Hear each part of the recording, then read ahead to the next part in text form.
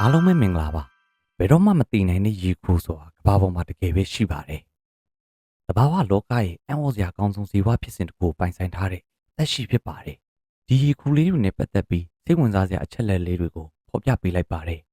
နံပါတ်1ပုံတရံနဲ့အရွယ်အစားအနေနဲ့အရန်ကိုတီးငယ်ပါတယ်အကောင်ကြီးထွားမှုပြည့်စုံချိန်မှာတော့အချင်း 4.5 mm လူတစ်ယောက်ရဲ့လက်သေးခွန်အရွယ်အစားခန့်တာရှိပါတယ်ခေါင်းလောင်းပုံတရံရှိပြီးကိုတွေကဖောက်ထွင်းမြင်ရကအလေမှာအနီအောင်အစာအင်းကိုထင်ရှားတွေ့မြင်နိုင်ပါတယ်နံပါတ်2ဘလုံနည်းနဲ့မသိနိုင်တာလေဒီရီကူတွေဟာတာမန်ရီကူတွေလိုအုံမင်းရင်ရော်ပြီးတည်ဆုံးသွားလိမ့်မရှိပါဘူးသူတို့ရဲ့လျှို့ဝှက်ချက်ကတော့ဆဲသွင်းပြောင်းခြင်း transdifferentiation လို့ခေါ်တဲ့လုပ်ငန်းစဉ်ပါပဲ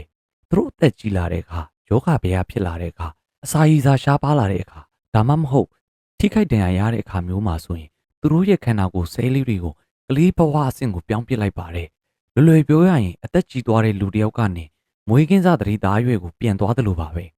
အဲ့ဒီကလေးဘွားကနေမှအကောင်ကြီးပြန်ဖြစ်လာလိုက်အချိန်ဒီမကောင်းရင်ကလေးဘွားပြန်သွားလိုက်နဲ့တန်တရားလဲနေတာဖြစ်တဲ့အတွက်အိုမင်းချင်းကြောင့်တည်ဆုံးခြင်းလုံးဝမရှိတာဖြစ်ပါတယ်နံပါတ်3တကယ်ပဲလုံးဝမသိနိုင်ဘူးလားမသိနိုင်ဘူးဆိုတာဇီဝဗေဒအရအိုမင်းပြီးတည်ဆုံးခြင်းမရှိတာ biological immortality ကိုသာဆိုလိုခြင်းဖြစ်ပါတယ်ထာဝရရှင်သန်နေတဲ့ super hero တွေလိုတော့မဟုတ်ပါဘူးတခြားငါးတွေလိတ်တွေဒါမှမဟုတ်ပိုကြီးတဲ့ရေခူတွေရဲ့စားတောက်ခြင်းကိုခံရရင်တော့တည်ဆုံးသွားပါတယ်ယောဂဗျာကြောင့်ဖြစ်စေရေထုညဉ့်ညံမှုနဲ့တဘာဝပတ်ဝန်းကျင်ရုပ်တရက်ပြောင်းလဲမှုတွေကြောင့်ဖြစ်စေတည်ဆုံးနိုင်ပါတယ်နံပါတ်4လူသားတွေအတွက်အလွန်ရေးပါခြင်းဒီရေခူရဲ့ဆဲတွေအသစ်ပြန်ဖြစ်စေတဲ့စွမ်းရည်ဟာသိပ္ပံပညာရှင်တွေအတွက်တော့အရန်ကိုစိတ်ဝင်စားစရာကောင်းတဲ့အကြောင်းအရာဖြစ်နေပါတယ်ဒီဖြစ်စဉ်ကိုတေချာလေ့လာနိုင်လူသားတွေရဲ့အုံမင်းယုံမှုကိုတွားဆင်းနိုင်ဖို့နဲ့ကင်ဆာလိုယောဂမျိုးဆဲနဲ့ပတ်သက်တဲ့ယောဂတွေကိုကုနိုင်ဖို့စီးပညာမှာမျောလင်းချက်တွေအများကြီးထားပြီးသူတည်တနာတွေလုပ်နေကြပါတယ်အချုပ်အားဖြင့်ဆိုရရင်ဘယ်တော့မှမတည်နိုင်တဲ့ရေခိုဟာသဘာဝတရားကြီးရဲ့အမကန်ဆန်းကျယ်လာတဲ့ဖန်တီးမှုတစ်ခုပဲဖြစ်ပါတယ်